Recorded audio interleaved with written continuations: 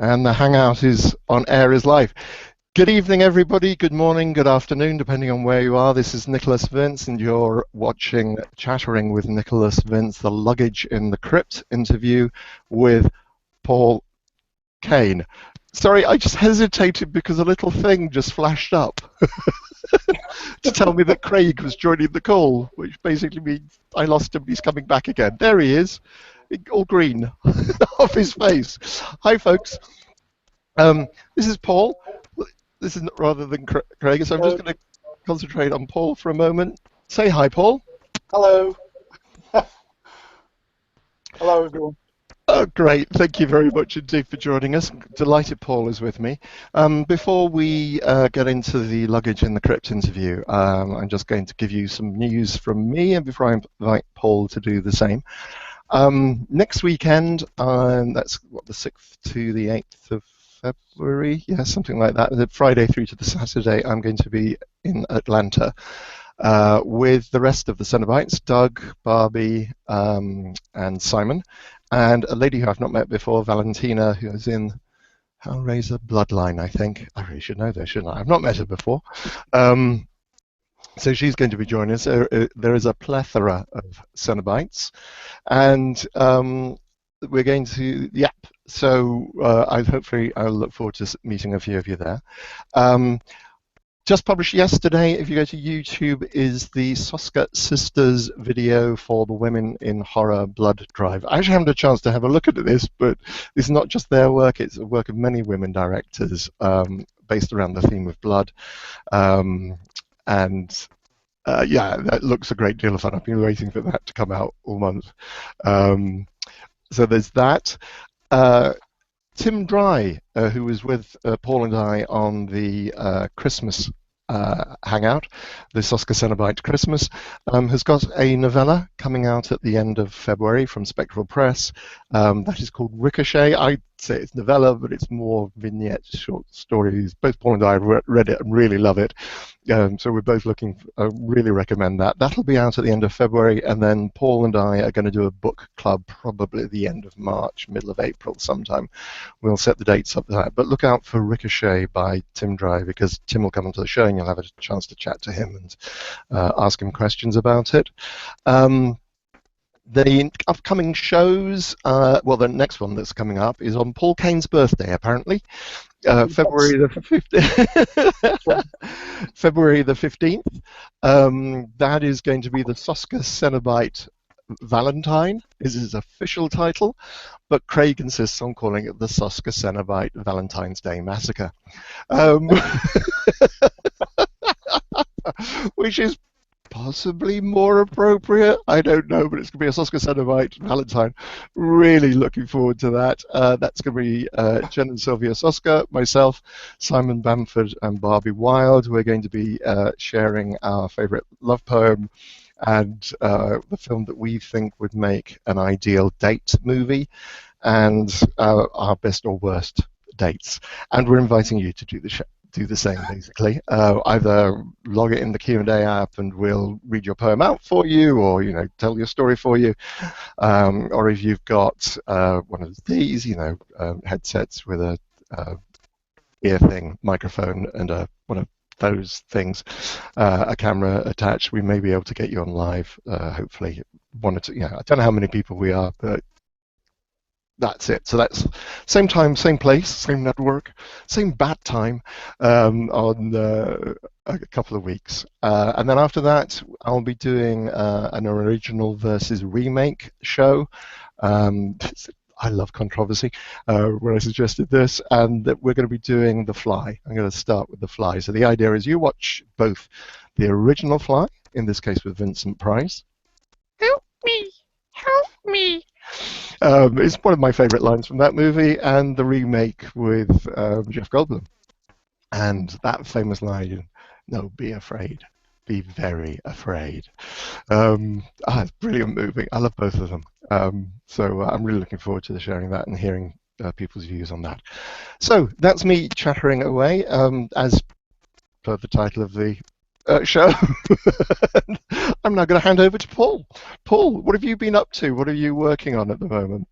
At the moment, I'm about halfway through writing Blood Red, which is the sequel to Red, which came out about 2008, and it's now quite a rare book. And I've What, just kind of so signed. tell us about Red. What is Red about? Red is basically a version of Little Red Riding Hood, which that kind of thing has been done before, but it's quite a nasty version that I'm doing. So it went down quite well. The original went down quite well at the time.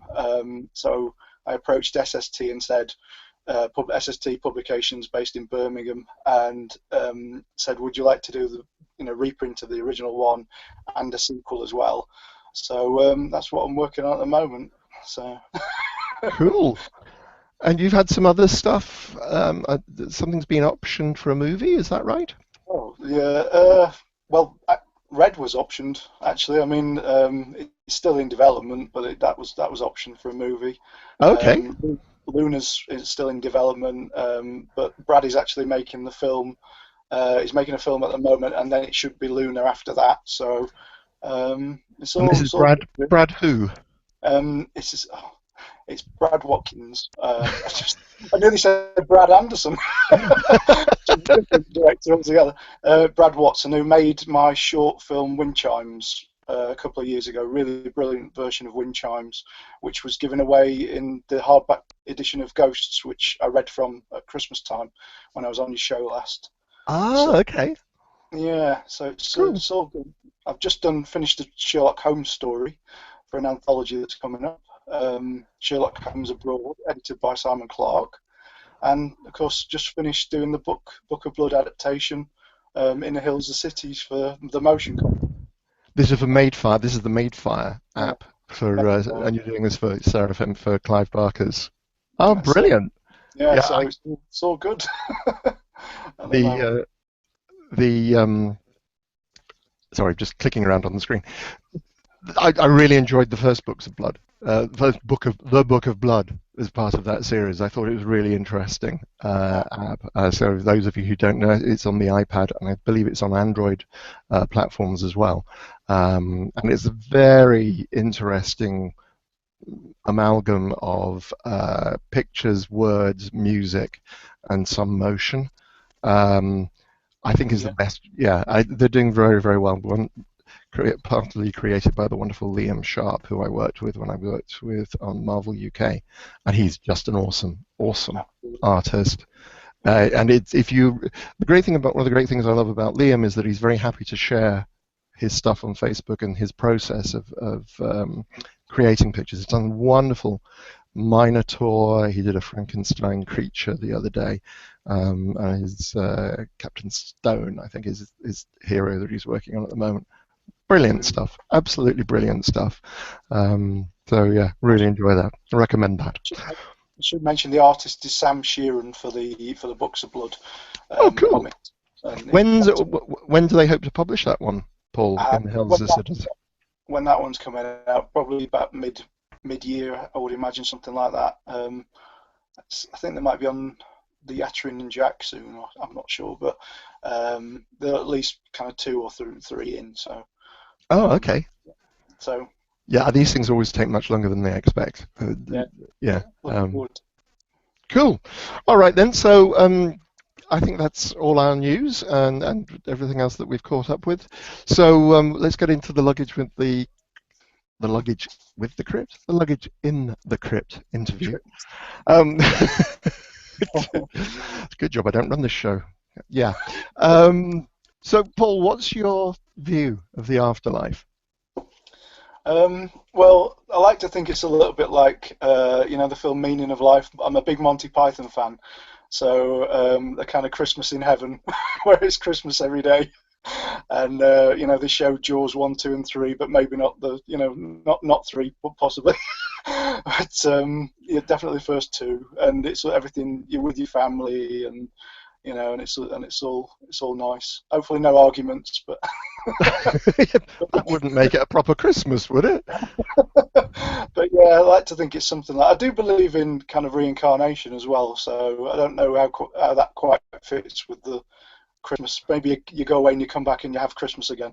I don't know, but I can see that, whilst you're waiting for your next life, if you're not reincarnated immediately, in Buddhism we talk about a state of coup, where which you enter after death, waiting for the next rebirth. yeah. So yeah, I like the idea of being. It's a Christmas before you. Yeah, it's Christmas before you. I rather like that idea. Yeah, that's very cool. That's very, very cool. Cool. All right then. So which films would you take with you? Well, the first one shouldn't be hard to guess, really. It's my favourite film of all time. I've written about it. I've done anthologies about it. It's got to be Hellraiser, which you're familiar with yourself, Nick. Just a tad. Yeah, I vaguely remember it. It was a long time ago now, though. But yeah, it's coming up to 30 years. Yeah. Interviewed yourself about it. So, yeah.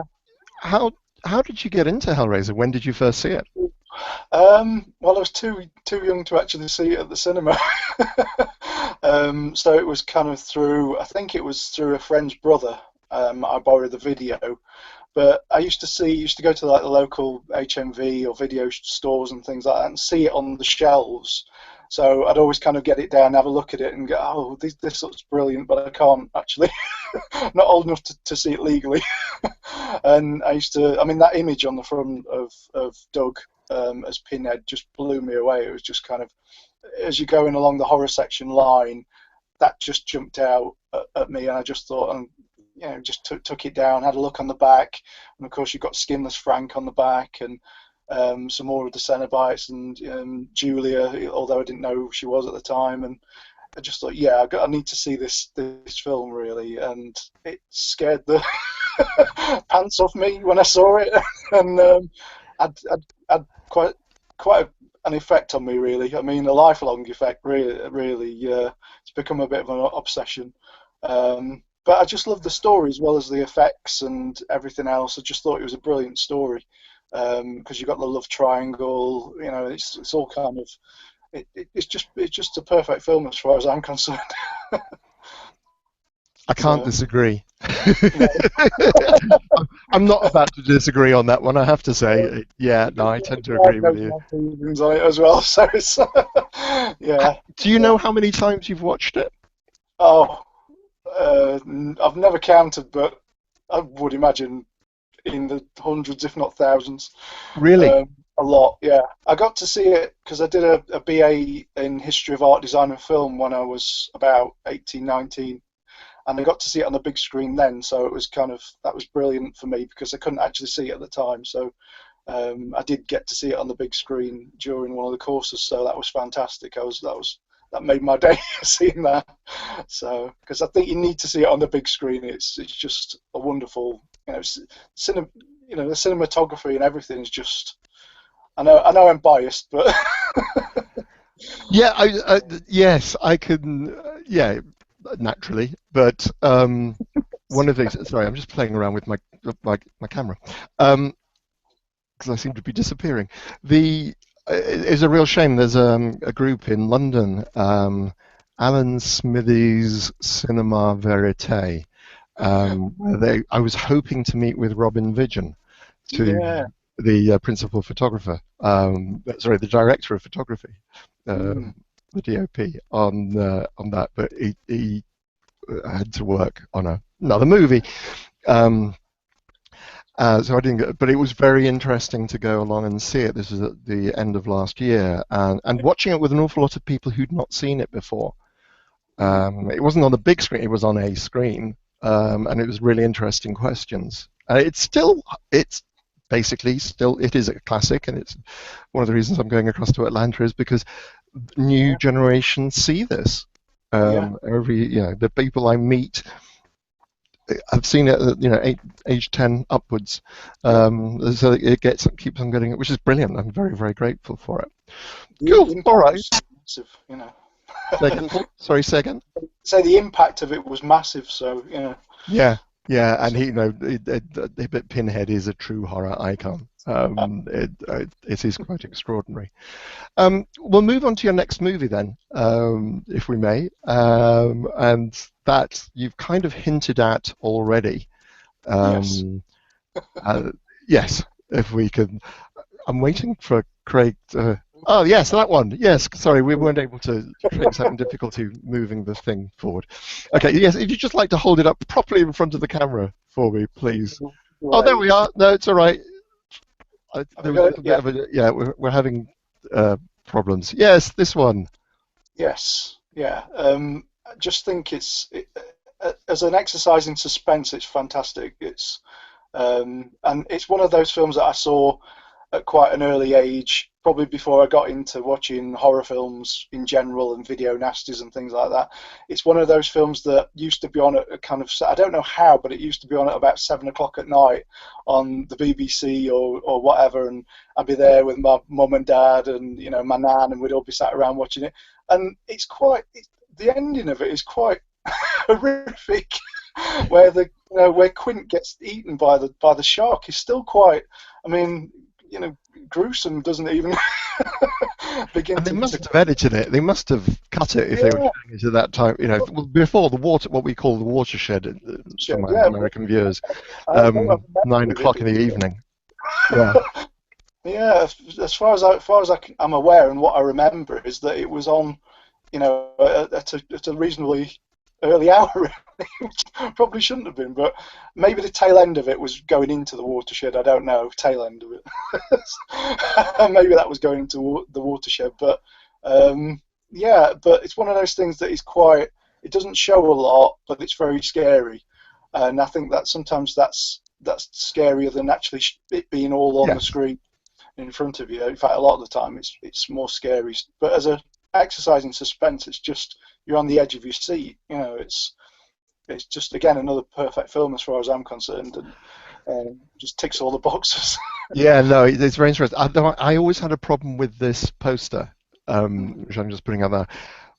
I remember when and I read the book, I think after I'd seen the film, Yeah, but this poster, whenever I looked at that poster, it didn't make any sense to me because I always assumed that the shark was a normal-sized shark in the foreground yeah, and the swimmer was in the distance. So that the matchup, it just didn't occur to me that it was a big shark, a yeah, very big shark. It was almost, if you'd had the tip of the shark higher behind yeah, the girl, yeah. then it would have been more terrifying to me. But it just didn't work. And that's just me because I'm weird, probably. You thought it was going to come up and the girl was going to be miles behind. Yeah. So, like, I missed her. Where is she? It reminds me, for those of you in the UK have ever seen a program called Father Ted, where Father Ted is trying to explain to Dougal using cows near, far away. It's small because it's far away. No, it's small though, Ted. Isn't it small? No, it's far away. That whole thing just does my head in entirely. Yeah, it's a great choice. It is. It's kind of weird choice for family viewing, isn't it? Yeah, But it yeah, is. Yeah. Cool. All right.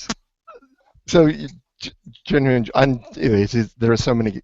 The moment you mentioned Jaws, of course, there is that wonderful moment where somebody shouts "shark" and Roy Schneider's sitting on the beach, and you get that classic Hitchcock shot yes, of yeah, zooming in and pulling focus at the same time. yeah, yeah, And is what immediately springs to my mind yes. whenever I think of that movie. But it And classic thing. the head coming out of the bottom of the boat, which is like the big jump near Yeah, sort of midway through, still makes me jump. Now I know it's coming, and every time I jump out out of my seat, and just fantastic. yeah, no, absolutely. That's right. I'm just going to make sure I'm turning off my iPad notifications. Um,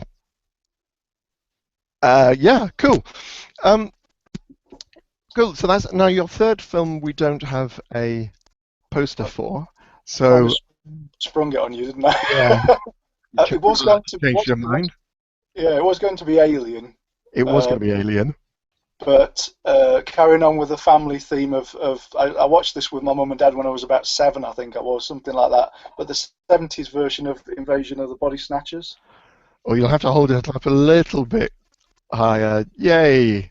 There Yeah, we are. yeah, Just so yeah, bear with me. 2 seconds. Yep. I yeah. Yeah, we can see that. The 70s version of Invasion of the Body Snatchers. I It's can't the Philip speak. Kaufman version. But yeah, again, it was one of those things where I probably shouldn't have seen it at such an early age, but my mum and dad saw nothing wrong with it, with that. God bless them, because that's probably what made me, what I am today. But it terrified me, and it's got such a bleak ending.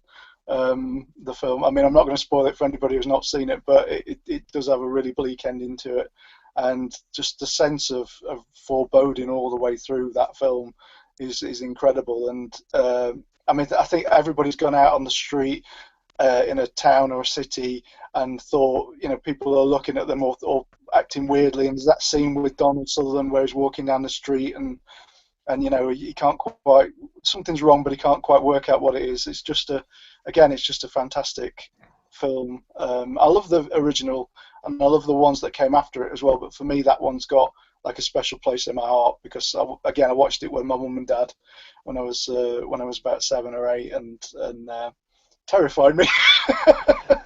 It's interesting. So basically this is a remake of the what was the original 1950s? Yeah, 56, I think. Yeah, which is basically at the height of the McCarthy era. Yeah. And was obviously inspired by and very much. Oh, yeah. Yeah. But I think any kind of era has got that paranoia about it. Even I mean, especially so in the modern day, you could sit down and watch it, and it's still relevant today. I think we all feel that sometimes, that paranoia, and people are people saying something about it, people do, it is still there in society. So Yeah. it just taps into something for me that it's very interesting. Cool. All right. So there's another one I need to. I don't think I've actually ever seen that version. I've never I, seen. I've seen the original. Certainly, I've seen the original. yeah, But I'd I don't. highly recommend it if you've not seen it. Yeah, Yeah, and I know one key point in the remake, the star of the original appears. yeah, Um, yeah, yeah. But, cool. All right. yeah. So those are your film choices. We're going to move on to your book choices. Hmm. So what's your first book that you'd take with you? Well, I was going to pick the Hellbound Heart in a kind of combo with Books of Blood, but I thought it might be cheating a little bit. I'm sure there must be an edition somewhere where both are in. There must be a limited edition somewhere where. Just to explain, folks, I had to take Paul to one side and just point out he cheated on most of his choices and hadn't actually decided on three. It's just like, yeah, or if not, yeah, maybe 2 or 3. I do that. I'm sure if necessary, we could have an edition of the Books of Blood and Hellbound Heart Yeah, bound I think together there must for be you. one somewhere. There must be one somewhere. But yeah, again, I came to Clive's work, his films and his books round about the same time in my teens, sort of 14, 15, and I mean the films are fantastic, but the fiction is just blew my mind. It's just like nothing I'd read before. And Ramsey says that in his introduction to the Books of Blood, that he just kind of knocked him, blew him away, and I couldn't agree more. It just he seemed to come out of nowhere, Clive. I know he didn't. I know now he didn't, but No, he did seem to come and just explode on yeah, the scene. 20 years to become an overnight sensation. Yes, yeah. And So it's very yeah, interesting, isn't it? Because obviously I was around. I knew Clive when yeah, those were being published, and I got to read a few of the manuscripts. I think yeah, afterwards, rather than, and I certainly attended the book launches and so on, and it's like reading some of them and reading some of his later work. It's like, oh, I remember talking about that topic. And I think I love Clive's work, obviously. It's the two things. It's the combination of sex and death. Sex, death, and starshine, to quote one of one of my favourite short stories, because you set it in Redditch, which is where I got my equity card, which is where I worked. That's not the reason he set it there. He set it there because he visited Redditch. The thing about Redditch, for people who don't know it, when I was there at the beginning of the 80s, acting there, it had the highest suicide rate in the country. This was I don't know if it was a town with a whole load of people in it and not a single bookshop. There was a theatre but no bookshop. I remember that everyone had piercings, even the babies had pierced ears. It was an amazing place. And a big shopping mall and no bookshop in Redditch. It was quite extraordinary place. And yeah, I remember Clive talking about that, and it's the imagery and the story, but it is his storytelling. It's the writing. It's the sheer way he puts words together and puts sentences and forms paragraphs and so on. Every so often, if I just think I can't remember how to write, I'll go and read Clive. That will remind me how to write. Let's go and read some Clive. He's the boss as far as I'm concerned. He's the governor. No, very. And you mentioned that you've adapted In the Hills, the Cities. Yeah, terrifying. quite a responsibility. Yeah, but was that because it's your favourite story out of the collections, or how did that particular choice come about?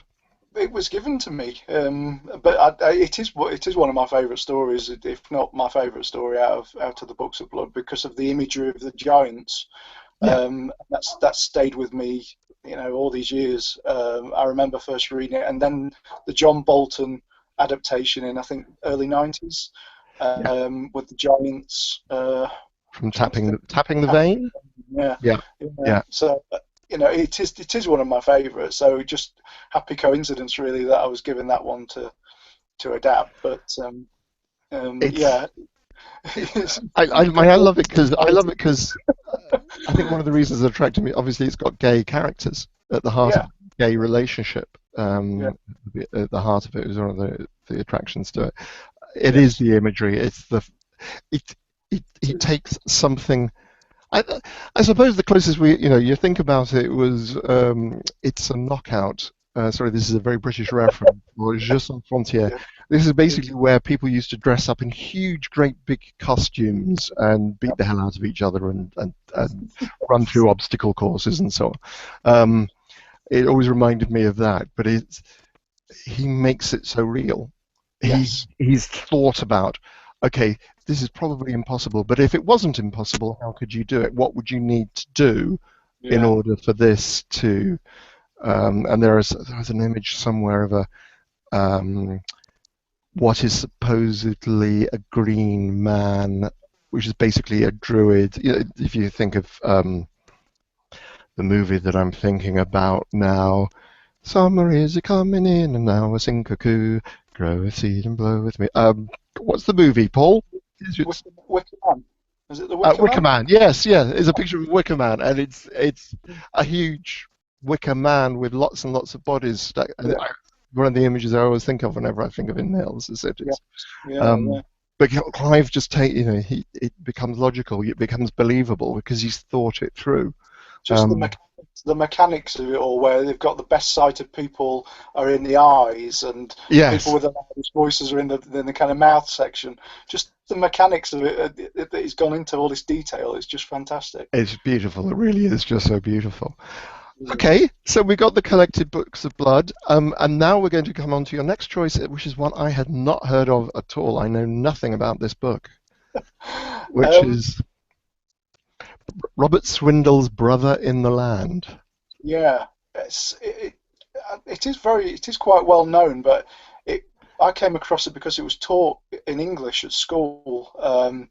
A teacher called Mr. Townsend taught it in his lesson at school, and it's a fantastic. Again, it's a kind of character study of this young boy called Danny, and it's a little bit kind of like Threads. I don't know if you ever saw that, the kind of where Sheffield was blown up in the This, nuclear. for those who don't know, Threads is very famous in the UK because it was banned by Thatcher as Yeah, being too disheartening in terms of nuclear, because at the time the British government were trying to persuade people that if you took a door off its hinges and leant it against the wall, you'd survive a nuclear explosion. yeah, Yeah, it was very. You can get it on YouTube, or Threads it is as Paul says. It's a kind of harrowing mm, TV play, made for TV play yeah. about what happens when Sheffield, one of our major cities, is hit by a nuclear explosion. Yes. Yeah, it's almost like the mockumentaries, like the Blair Witch and everything else. It's like precursor to that, but years Mm, before anything like that. And I'm sure a lot of people thought it was real when they were watching it because it had that feel to it, a bit like Stephen Volk's Ghost Watch, that kind of feel to it, that it felt real. yeah. Um, but this one was a kind of it was a YA book before that was a category. YA young adult book. It was just kind of a children's book in those days, marketed as a children's book. But again, it's a very disturbing. It's just a nuclear war, and then the survivors of that, and it's just about family and about relationships in that post-apocalyptic world. And obviously had a massive effect on me because of the kind of stuff that I wrote in, the Arrowhead books and Hood and Man and all that kind of business. So without that book, I don't think I would have written those kinds of books later on in life. Taking ordinary kind of villagers and characters and this extraordinary thing happening to them, and then seeing how they dealt with that afterwards is fascinating, I think. So yeah, I Oh, would highly recommend that if you've not read it. no, not read it. That's interesting because the book cover. I think this must have been a very early book cover because it says Puffin Plus. And Puffin Yes, was a range of books published by Penguin, and Puffin was the children's. Um, yes, yeah. yeah, Yeah. yeah, That was interesting. the cover of the book that was taught in the English classes. That was the actual cover. I Go remember it was. me! Yeah, I really do spend some time when I do these research trying to yeah, think, I wonder if it's this one. Really, yeah. oh, great. Oh, excellent. Oh, I'm pleased about that. Excellent. Oh, good. Oh, I feel so happy about that. I've not Right, seen it so in a this long time. I won't have struck out on your next choice, your third choice, Yes, which is this one.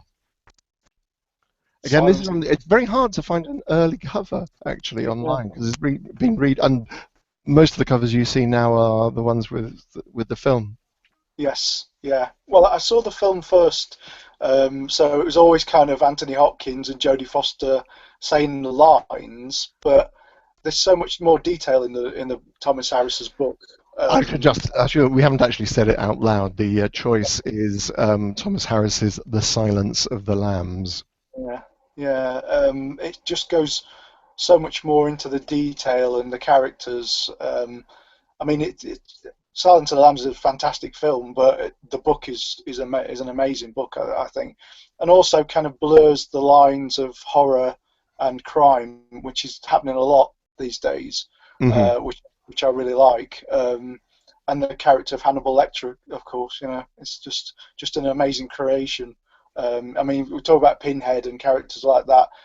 Hannibal Lecter is up there with the kind of pantheon of these horror characters. I think these icons, with your Jasons and your Freddys and everything. He's there, but he could be actually your neighbour well, I hope he's not our neighbour. he could be somebody on your street, or he could be somebody that who's doing this kind of stuff, and that's quite a frightening thought, I think. It's the banality of evil, isn't it? Yeah, Except yeah, that I think less so in Lecter's case. I think there's something. I've not actually watched the TV series. I keep on meaning to promise myself that I will do, really, because I know it's got Catherine Isabel in it. So shame on me. I adore Catherine. I think she's wonderful. Um, yeah, but yeah. it's I can't remember the actor's name who plays it in the TV series now. Um, I'm trying to think. it's gone on. Somebody may tell us on the Q&A app. Yeah, or something. They're probably typing it on the YouTube, which I haven't got. Which I Mine's haven't got. Yeah, I haven't got. Yeah, I haven't got it up at the moment. But the sorry, folks, I'm not seeing comments unless it goes into the Q&A app at the moment. Yeah, no, Silence of the Lambs, and I was saying to you earlier that I thought it was an interesting choice. Thomas Harris's Red Dragon is the reason I have never had a decent night's sleep since I read it. It was when I lived in the flat where I lived over in Streatham, and I dreamt that the murderer was at the door of the flat very, very clearly, and I think I've always slept with half an ear open. But prior to that night, I used to sleep through hurricanes, thunderstorms, but ever since then, I've never had a decent night's sleep as far as I'm concerned. I'm such a light sleeper. I can understand that. Yeah. Now, of course, it's the dog that tends to arrive halfway through the night and saying, "Oh, I'm going to cuddle up next to you." Yeah, great. Thanks, buddy. Cool. All right. So that was your final book. We're now going to go on to which songs, albums, or concertos you're going to take with you. So, and this is your first choice by U2, The Joshua Tree. Yeah, well, it was either the Joshua Tree or Actung Baby. It was a difficult kind of decision because, again, both at different times in my life. Joshua Tree when I was at school and Actung Baby when I was at college. So you kind of form in those people. A lot of people around me were listening to U2 at the time, and Rattle and Hum, the film and everything was around, and it took me a while to get into U2 really, but then when I started listening to them on a regular basis, I've been a fan the rest of my life. So I was okay with them giving the the album away before Christmas because it was free YouTube on iPad, album. yeah, on iTunes, yeah.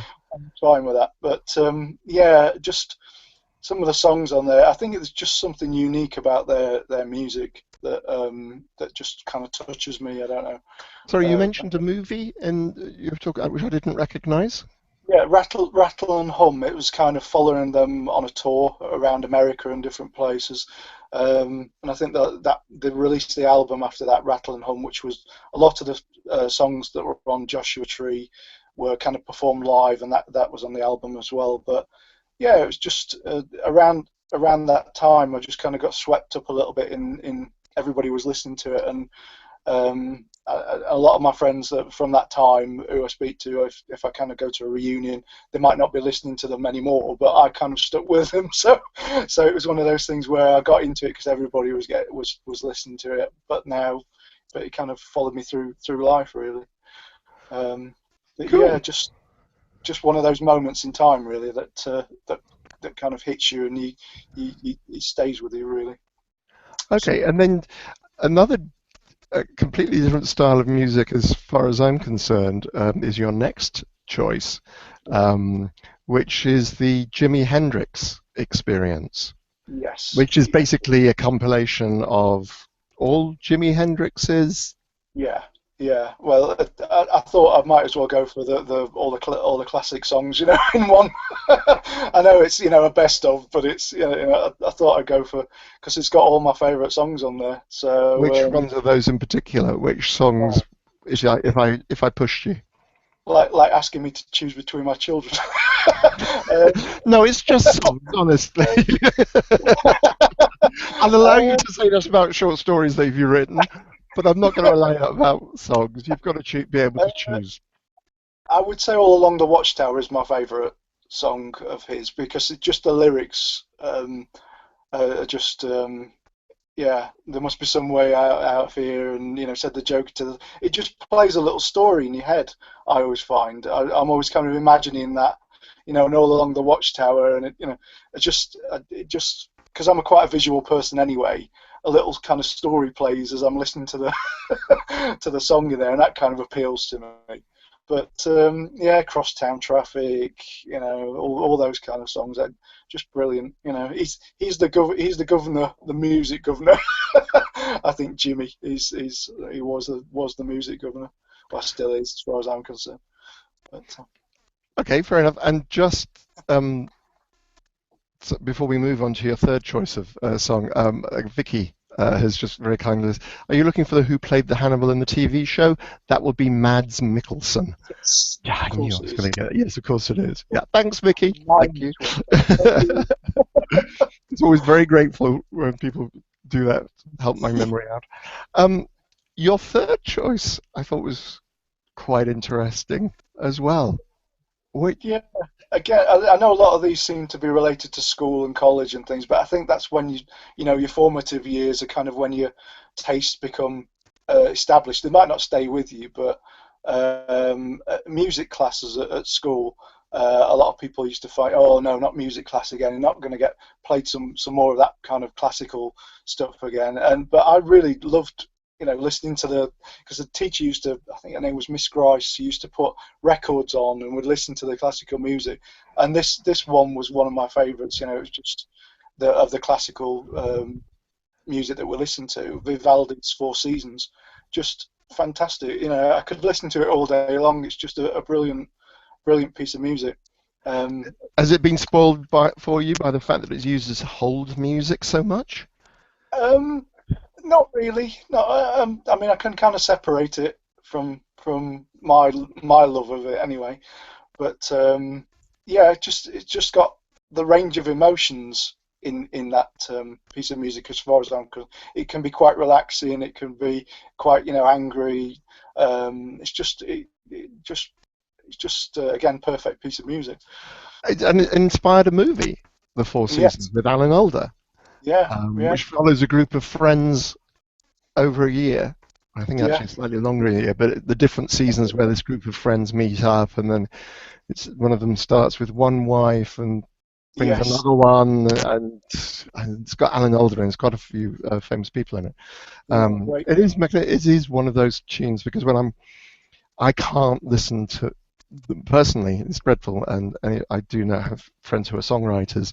Jonathan Tiersten, who I'm going to see next weekend, comes and I think I like your music, John. It's not absolutely my style, but there's no point. I can't hear the lyrics. I physically cannot hear the lyrics to songs. I have to read them. And learn them separately and so on. So I listen to a lot of classical music, particularly when I'm writing. And it is, as I mentioned before, it does evoke the seasons. You can Yeah. find lots of versions of it on YouTube for that. Cool. All right.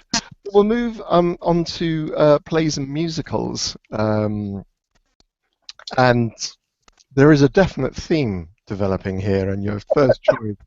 I wonder why. I have to admit, I love the tagline, the greatest story never told. Yes. Yeah. The History of the Devil, Clive's play. I just think it's again it's his writing, the characters, and but I love the idea of the devil being put in the dock to answer for his crimes, and then as it kind of unfolds, it's like, well, without me, there wouldn't be good. So it's like that kind of it's that the argument, good versus evil kind of thing again. And I read it when I was off sick from school in the back of Pandemonium. I don't know if you remember Pandemonium. I've got a copy. Actually, it should be able to reach over to actually pull it off a shelf. With an interview with your good self inside. just this is what Paul is talking about, folks. This is honestly, I love that cover. Yeah. Yeah. Michael Brown, is it Michael Brown? I think. Is that? I'm going to have to open this up now. And edited by Michael Brown. Indeed, Brown. absolutely. Edited by Michael Brown. And yes, indeed, The History of the Devil is at the back. It is indeed. And I don't know whether that enhanced my enjoyment of it, that I was kind of in a bit of a feverish frame of mind, a bit sick, and I was off school. But I just read that I just sped through it and just thought I've never actually seen it performed, though. I've never actually seen No, I think it has been done recently. It is, Clive's plays are done every so often.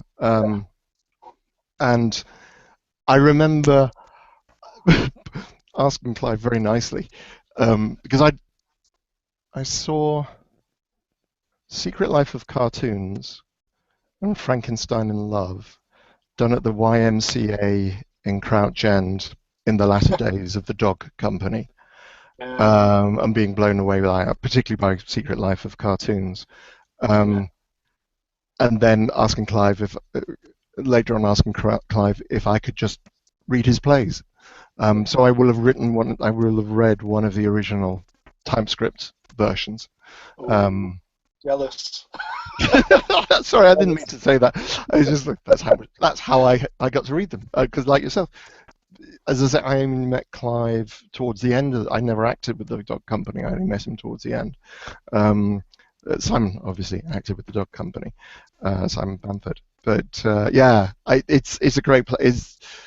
And it's the research. Obviously, he knows his subject. He knows his topics. You know, he really did some amazing research on that. So I think that has a lot to do with it. Cool. All right. We'll move on to the next one. Sorry, my water has fallen over. So your next choice is. So that we were talking about The History of the Devil by Clive Barker, just in case I didn't say it out loud. I should remember to do this. Your next choice is Macbeth by William Shakespeare. That was great fun. These are just, the image that I have in front of me is posters for different productions of Macbeth. It was really interesting. I particularly like the one at the bottom where it's obviously Lady Macbeth speaking to whispering in Macbeth's ear. Why this one particularly? Well, it's kind of obvious, but no, why this one particularly? Again, I think the first time I saw it was a school trip to see it. It might have been at the Crucible in Sheffield. Okay. But I've seen it a few times since then. But it's just that, again, the character stuff and how the themes of how power can corrupt people and turn, essentially kind of a decent guy into something that he didn't want to be, but he kind of gets corrupted, and the influence of his wife, and of course, as I was writing the Hellraiser films and their legacy, there's a certain amount of Macbeth in Hellraiser, which is blatantly there for. So, in what sense? Can I expand on that one? Well, the Julia situation with the blood and the sink and blood and everything on the hands, and there's just an element there's an element of Macbeth about Hellraiser, definitely. So I don't know whether that was at the same time that I was coming to Hellraiser when I was in my teens, but that those kind of themes would seem to overlap for me a little bit. Yeah, just the characterization and the themes. I just think it could happen now. It could be could be told. Well, it has been told, hasn't it? Been updated and modernized, and set in different been places. Filmed, and it's very interesting that I have no difficulty with remakes. Sorry, folks, and I get grief for that. And somebody made a comment recently to me that remakes of films are bad. It's not like it's a play, where you kind of expect them to be remade, because every time there's a new production of it, somebody will bring in a new. And the great thing, and the reason why Shakespeare survives so well is obviously he deals with all the big universal subjects of being a human being, and there's and therefore you can. It's always going to be mirrored in every age, because unfortunately we don't learn as a species. Very sadly, we tend to find a really good mistake and just keep on making it. We have a passion for our mistakes. Yeah, but I just think, again, as you say, that's why he's still popular now. That's why he's the greatest playwright ever. Was because he tapped into all of that. He tapped into in all the different plays, emotion and what it is to be human, really. Yeah. So yeah, Macbeth for me is. I tend to agree. I was interesting. There's lots of different versions of it, and I love Shakespeare. I was a weird kid at school. We'll take that one as a given. But I will. One of the reasons I was weird, I love Shakespeare. The moment somebody handed me Shakespeare, I thought, what? Yeah. Oh, wow. Oh, you can do that with language. Oh, you Yes. could do, whoa. And and you've got gods and monsters in it, and ghosts, Yeah. all of the things which I'd read as a kid anyway. Yeah. But I'm a huge fan of Shakespeare, and Yeah. will always happily go and see him. In fact, recently saw Hugh Ross cross-gartered in Twelfth Night, which has to be one of my favourites. Um, Shakespeare, yeah, that, Yeah.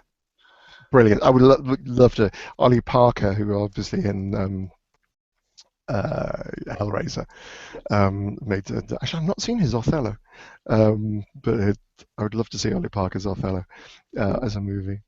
Okay, we'll move on to the next choice. Your next choice of a play is Peter James's Dead Simple. Now, I don't know. I believe Peter's a friend of yours, but Yeah. I Yeah. don't know his work at all. I've known him a few years now. I've never actually met him.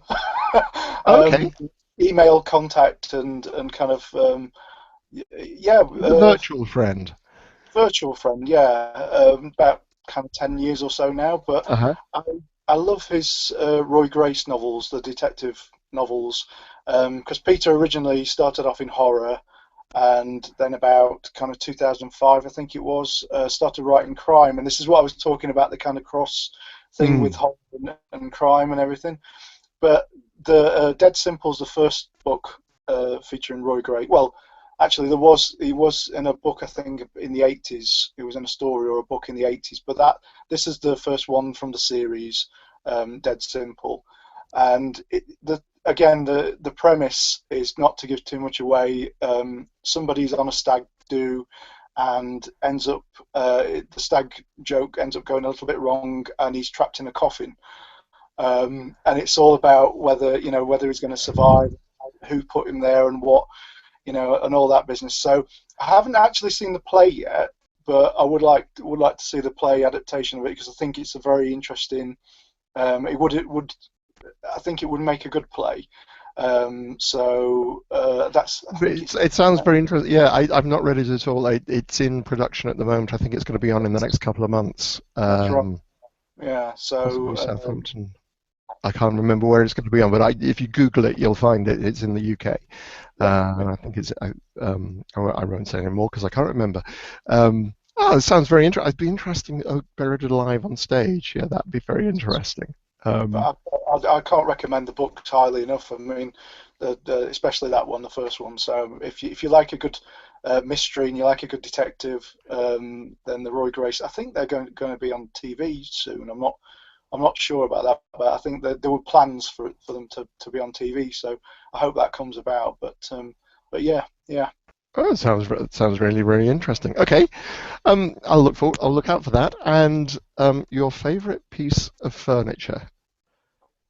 Mm. It's possibly one of these, but this is just a generic picture from Google.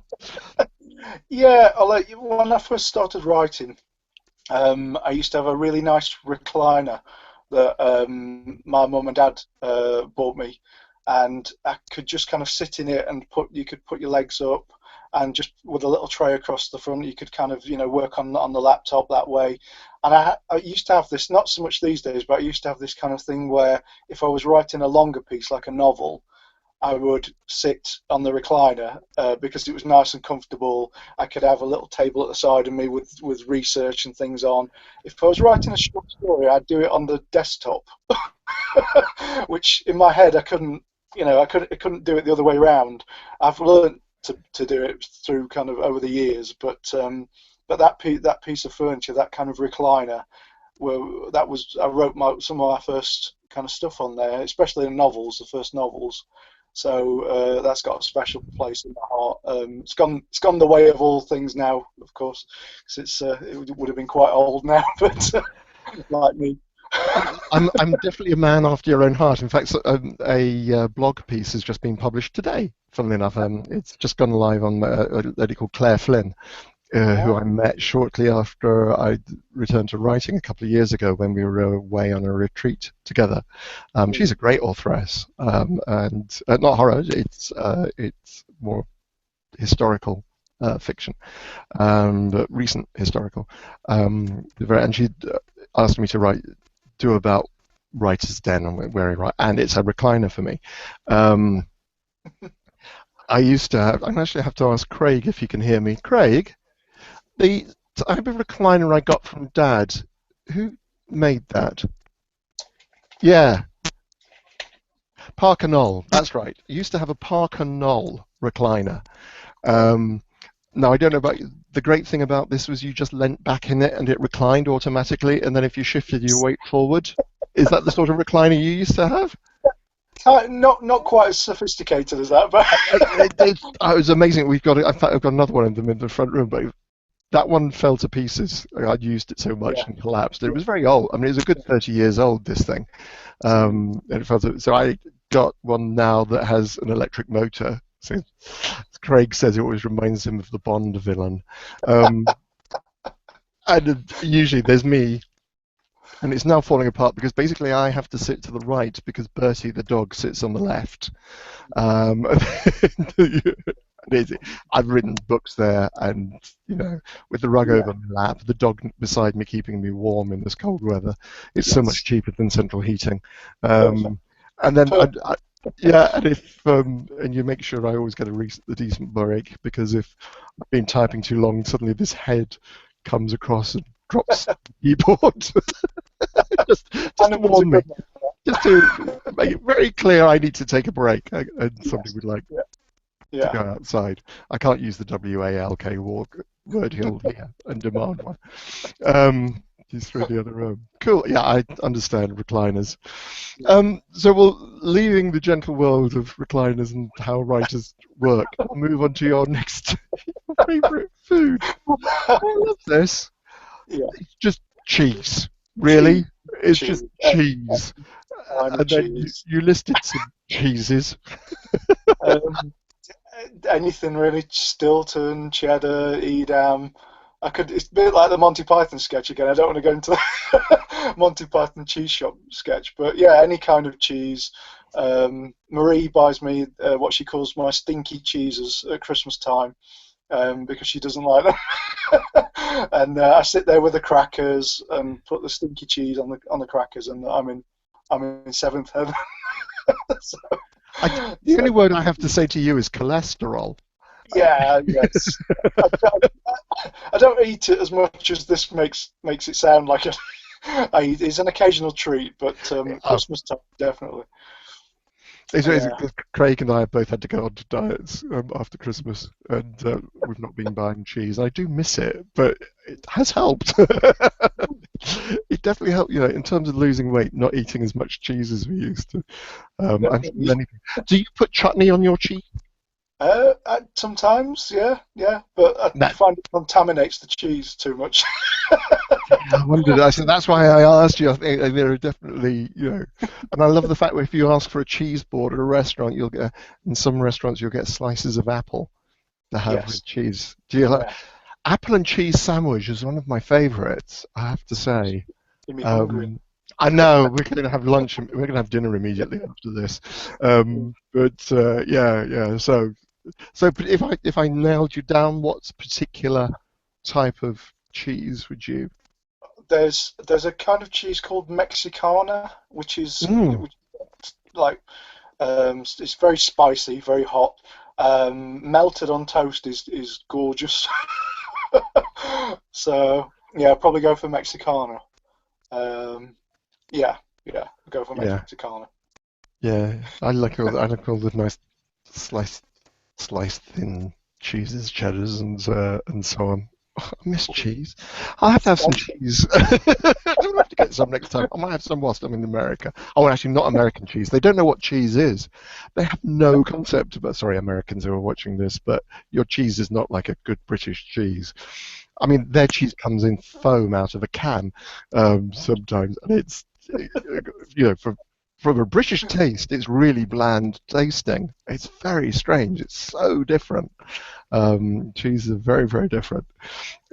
Cool. And I'll move on before I offend all my wonderful American friends and viewers. Your comic graphic novel choice is Batman: The Dark Knight Returns by Frank Miller and Chris Johnson, and can't read the last name. Yeah. Sorry, folks. That's my bad. That's my eyesight more than anything else. But well, it's definitely Frank Miller. Why Dark Knight Returns? Well, Batman in general, really. I mean, for me, he's the horror superhero, isn't he? Really, he dresses up like a bat. He's in Gotham, which is quite gothic, you know. He's the kind of horror superhero as far as I'm concerned. But Dark Knight Returns is. It was around that period of kind of Watchmen and all these kind of, and before that, Batman was going through a kind of quite a colourful phase, I think, and then it got very serious with Frank Miller's stuff, and he kind of brings him back as an old Batman, as an old grizzled Batman, and he's got a female Robin, and I suspect they're going to use some of that for some of the stuff for the film that's coming out next year, Right. Batman Superman.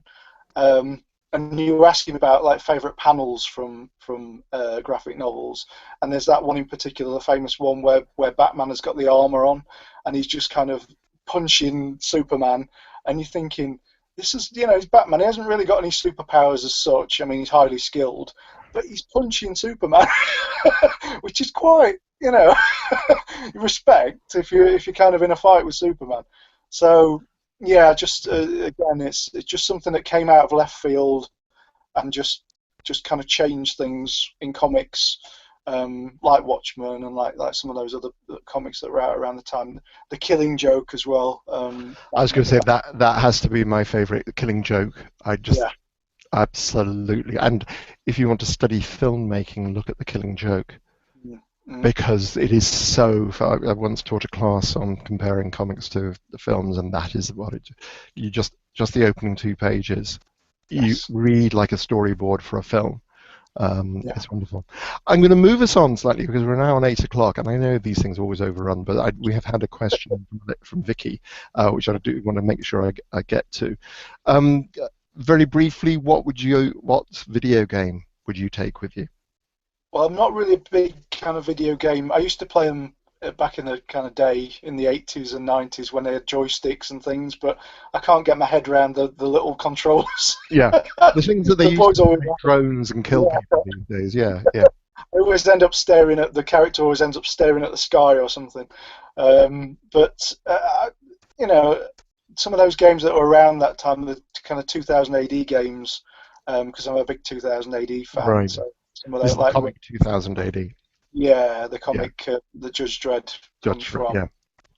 So some of those. I believe there was a Hellraiser computer game around that time as well, but I couldn't say for sure. I believe there was one, but I'd have to look into that.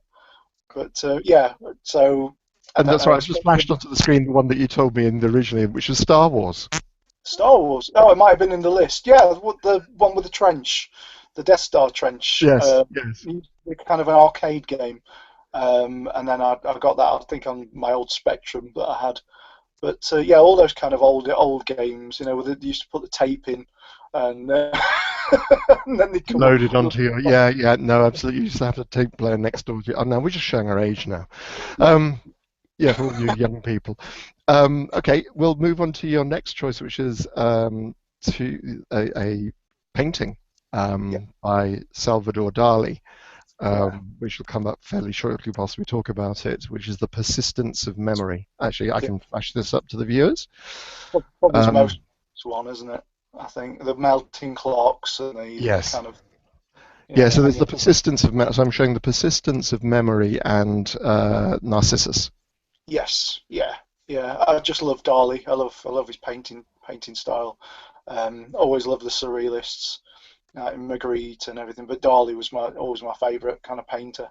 I just thought he was, again, unique. It's that unique stamp, isn't it? Just a genius, really. Mad as anything, but completely.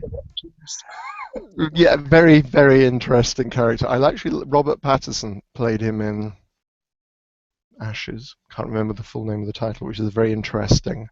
Biopic. He does a very good job of playing the young Dali. and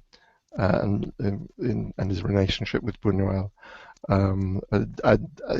Dali was so influential, influenced Hitchcock, Yeah. and I love it. I agree with him as well. Seeing the if you go, in fact, there are a number of them all over the world of Salvador Dali museums.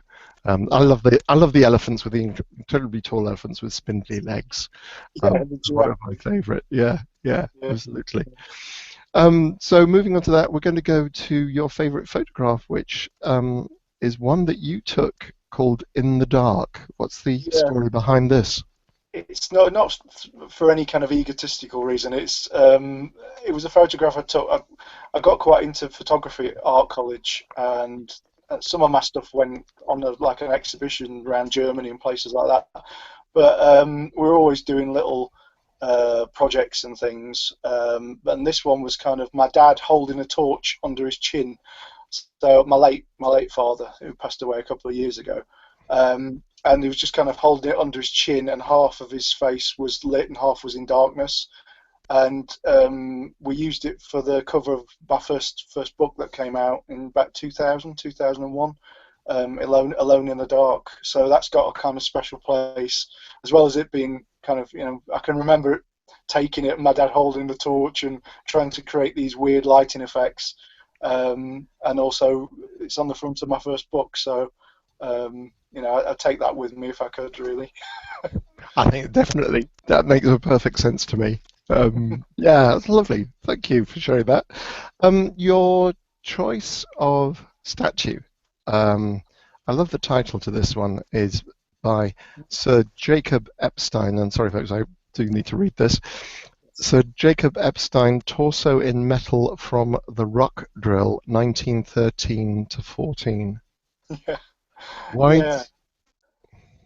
Again, I mean, again, it was like being taken on a tour around the art galleries from school, and it was in the Tate, and it just it was, I don't know, ahead of its time, really. It's almost robotic in its, I mean, it's an example of vorticism, I think, which is kind of cubism meets kind of urban stuff.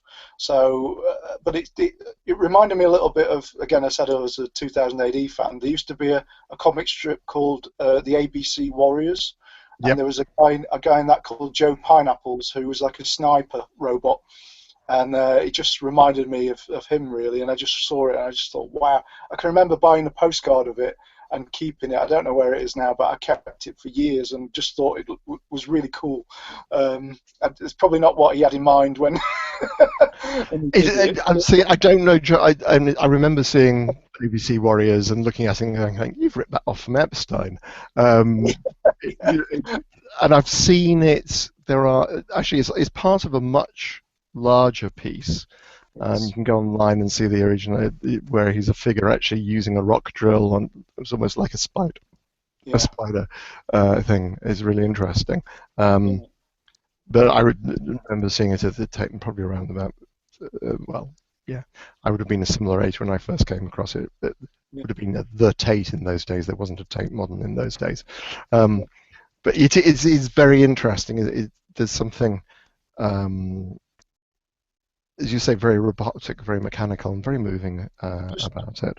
Just ahead of its time, and I mean, even before something like Metropolis, it's kind of years before that. So it's kind of this robotic almost figure before robots became a thing, really. Yeah. So, yeah. Yeah. No, it's very interesting. And the last choice I'm going to ask you, and it's going to come as no surprise. Possibly. What costume would you like to be buried in, Paul? A Batman costume.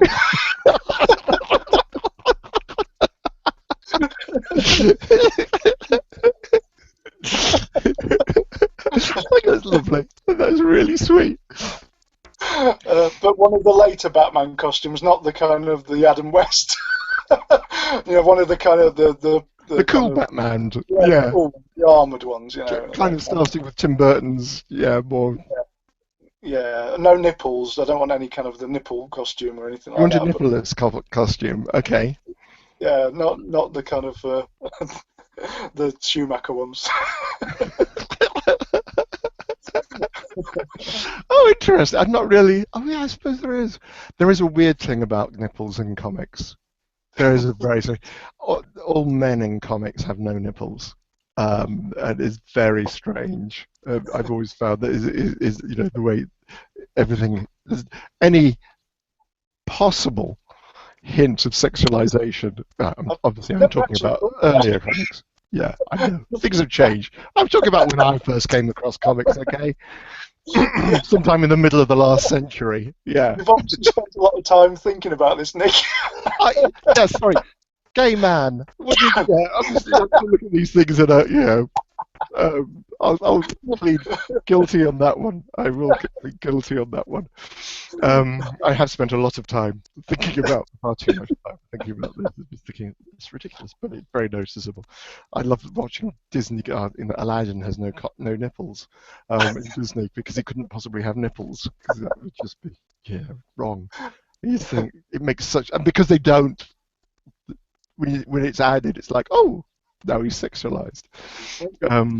Yeah, very different. Okay, well, that's the end of my questions, but we've one of our lovely viewers, a lovely lady called Vicky, who's been watching it, has been, and who told us who Mads Mikkelsen was, Yes. Hannibal was. I'm just going to, Vicky has a question. From what I've heard, The Hellbound Heart is a collection of well-written Hellraiser fan fiction. That's a very interesting way of putting it. With that in mind, what advice would you give fan fiction authors to make their work sound original without deviating too far from the original source material? So I'll say that again. With that in mind, what advice would you give to fan fiction authors to make their own work sound original without deviating too far from the source material? It's very difficult. I mean, the whole fan fiction thing is quite a weird area because, I mean, Hellbound Hearts was an anthology I did with my wife Marie, but it was with Clive's permission, so it was kind of going to a bunch of writers who, everybody I've ever met has got a Hellraiser story, so knowing that like yourself and Barbie and people like Chris Gold and would have a Hellraiser story, so we just kind of approached them and said, would you like to do a Hellraiser story? Couldn't use the kind of Cenobites from the films, but because again, it's kind of copyright stuff. It's a weird sort of area. But if you were just kind of writing fan fiction stuff for like a website, say, or whatever it is, there's a lot of that kind of stuff around, isn't there? Like Supernatural and Doctor Who and Hellraiser stuff. What would you do to? I don't know, because I don't really separate. It's difficult because if you're a writer, you want to just make something original anyway. You just want to kind of give it your own stamp, so it's your voice that you're putting on the story, and to try and make the idea original, I suppose. Like you would try and, I mean, I once asked Pete Atkins about the story that was in the original Hellraiser comics run about the kind of musician who plays the music, and it's the music that kind of opens the box. And he said, well, I didn't want it to just be the box again. I wanted it to be something that had never been done before. So that kind of thing, trying to come up with something original, trying to come up with an idea that maybe has not been used before, and putting your own stamp on it. So I don't know. It's very interesting, isn't it? Because I remember, because obviously having written for the Hellraiser comics and Nightbreed, it's taking and having conversations with Clive, obviously with Clive about what he would allow me to do with the characters. I wanted to kill off Boone, and I wasn't allowed to. I knew the series was ending. I said, "Can I kill off Boone?" No, Nick. I might want to use him again. Well, can I kill him off and bring him back? Yes, you can do that. And it is fun. I mean, Clive's obviously been very generous with the way that he says to people and encourages people to write by taking his characters, taking the ball and running with it. He's always been very encouraging about that.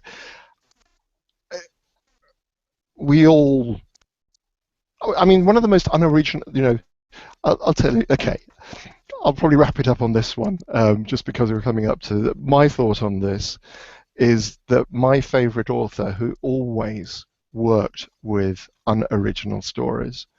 Took stories that he'd read about that were in books at the time, or took stories from what if effectively were the local newspapers. There were no newspapers in the time, and that is William Shakespeare. He took a story and he put his, exactly as Paul said, he took his voice. If you look at Shakespeare's plays, with the exception of The Tempest, but then that was definitely inspired by a book about somebody who'd been shipwrecked recently. And you take it, we're all writing stories that in some respects rely on what's come before us, I guess. So I think it's exactly as Paul said, it's your voice. And to be honest, I may have mentioned this before to people, when Simon Bamford and I were at Mount View together, we were given, can't remember the title, it's a Neil Simon play. We were given, as a class of about 20 people, we were given the same scene to do, and we all went away and we were put into pairs and we did them over 2 lessons.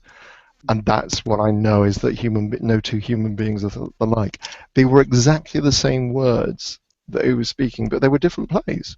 The scenes were completely and utterly different. So what I think, because when I first started writing short stories, and I was talking to your lovely wife Marie, who's my editor, I was like, well, I'm just going to repeat everything. In fact, there was on Facebook today, somebody pointed out, horror, that feeling that when you sit down to write, Stephen King has already written it. I like that. I like that a lot. I like that a lot. That is exactly what you go through. But the honest answer is, and it's more or less what Marie said, it's not whether the story is totally original. It's the way you tell it. It's what you bring to it. As human beings, you always bring your own experience, and that's what you can do.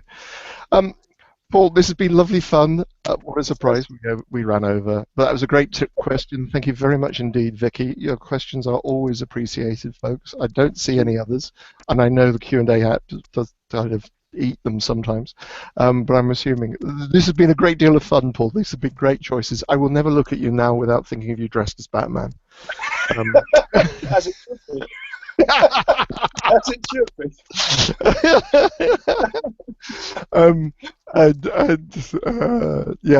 Thank you very much indeed. Folks, in a couple of weeks, I will be doing the Soska Cenobite Valentine, or Valentine's Day Massacre, if you will, with the Soska sisters and the Barbie Wilde and Simon Bamford. And I look forward to you joining me. I think that's going to be quite an extraordinary show where we share our favourite poems, what we think of as a good date night movie, and our best or worst dates. I hopefully you'll be able to come and join us, and look out for the Fly in both versions, and let's get together and have a chat about what we think of as the strengths and weaknesses of those 2 different films and what they did with them. And if you're going to be in Atlanta next weekend, I really look forward to meeting you there. It should be a great deal of fun. And with the Cenobites, all 4 of us haven't been together for at least 2.5 years, so it's really quite unusual that we're all going to be there. Keep an eye, look out for Paul's work. Have a look at his books on Amazon. Please he's a great writer, as I know, because I'm reading some of his short stories at the moment.